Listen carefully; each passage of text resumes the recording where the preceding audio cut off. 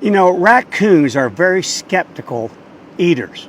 In fact, when they come across any object that they believe may be food, if they're near water, first thing they'll do is they'll just dip that thing in the water, and then you'll see them just rub their paws vigorously all over the object, feeling its texture, making sure there's no hazards, and making sure it is indeed food before they eat it. That is typical across the board when it comes to raccoons. It's instinctive behavior. And sometimes when we're trying to conduct animal experiments, or when we're trying to train our dogs, we run into this thing called instinct drift. And that's where instinct just kind of gets in the way, kind of hinders your training or your animal experiment. For instance, two psychologists, Keller and Marion Breland, were able to teach raccoons to place one coin in a box through operant conditioning and giving them a food reward for doing so. Where they ran into instinct drift was when they asked them to put two coins into a box. And they could never get it done. Because see, when the raccoon checks the object for possible food, it rubs its paws, both paws, on one object. So when two objects were given to the raccoon, it posed a real problem. How can I check each object with both of my paws?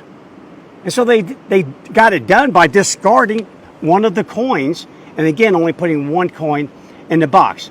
As soon as those coins were associated with food, it immediately brought out that check it over, dip it in water, instinct. And they can only do it because they can only get one paw, both their paws on one coin, not on two coins. They were not successful.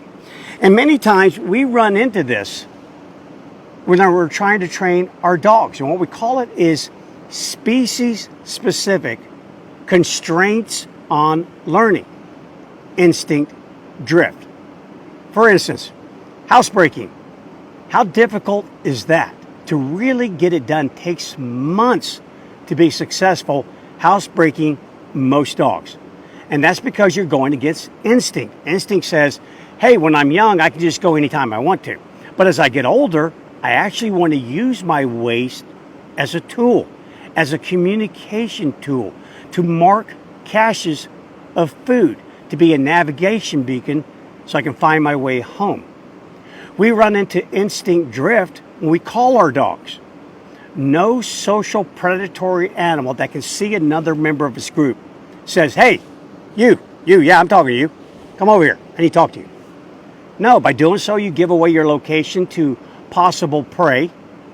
And they've also learned that, you know what, the closer I am to you, the more influence I have on your behavior.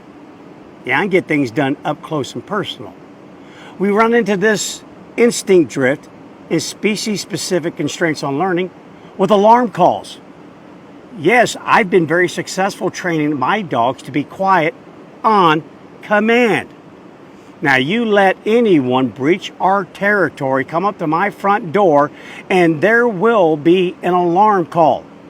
Granted, you can maybe use something like a bark collar, and maybe they won't bark at all, but I've had thousands of dogs over the years that I've been witness to videos sent in to me by clients of their dogs wearing a bark collar, and by golly, to get that first bark off, because it's an alarm call. It's there to save their lives and the members of their group.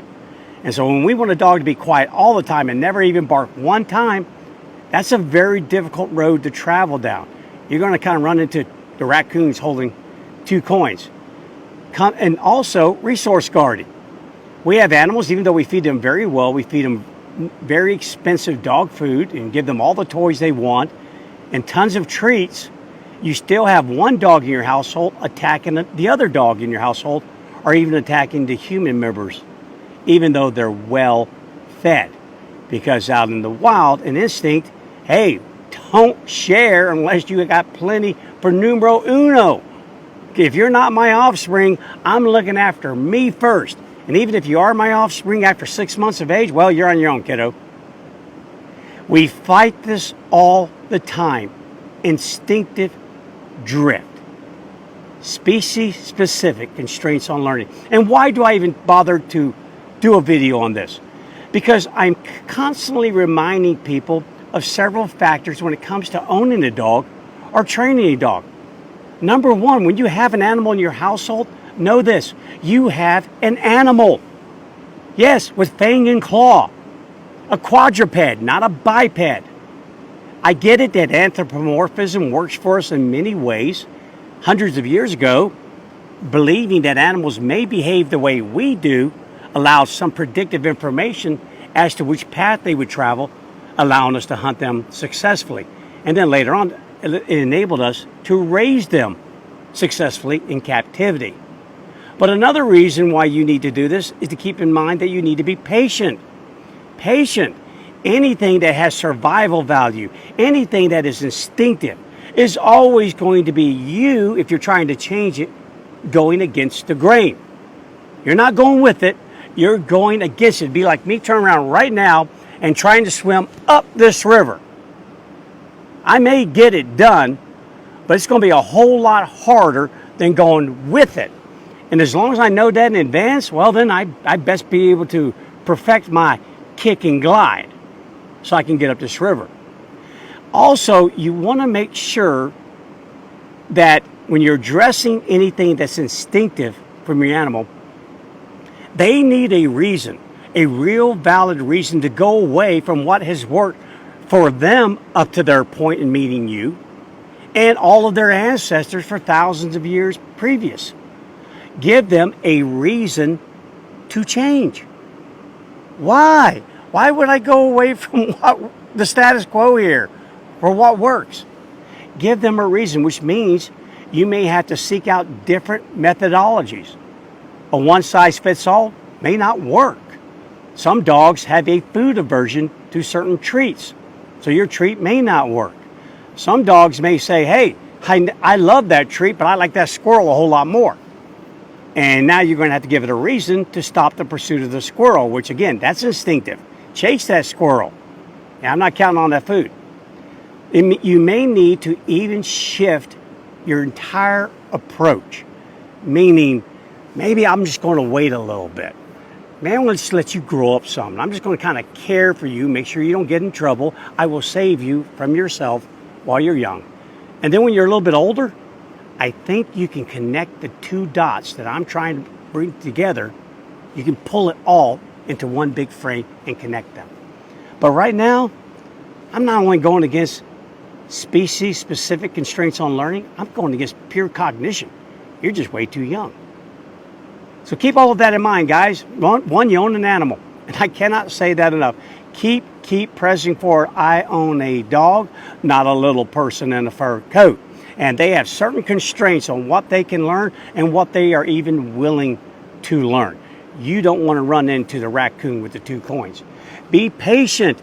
If you're not patient, then maybe you need to sit back and ask yourself whether you should even own a dog. I certainly ask a lot of people that all the time. Do you think you should own a dog? And you know what? A good percentage of them will agree with me and go, I'm kind of thinking that was a bad decision at this time in my life. Granted, let's go park that dog in a home in which it'd be a good decision, and they got tons of patience. And then be willing. Don't carve your initials into this stone right here and say, by golly, dog, you will learn this way or it's the highway. Be ready to change. Try another approach. Try treats, try a ball, try a correction. Whatever works, whatever helps you to get past instinctive drift. If you do so, your program, unlike Dr. Breland's program, will be successful. You won't be asking your dog to put 2 coins in a box. You'll be satisfied with just the 1 coin. And there you have it. Enjoy the rest of your day.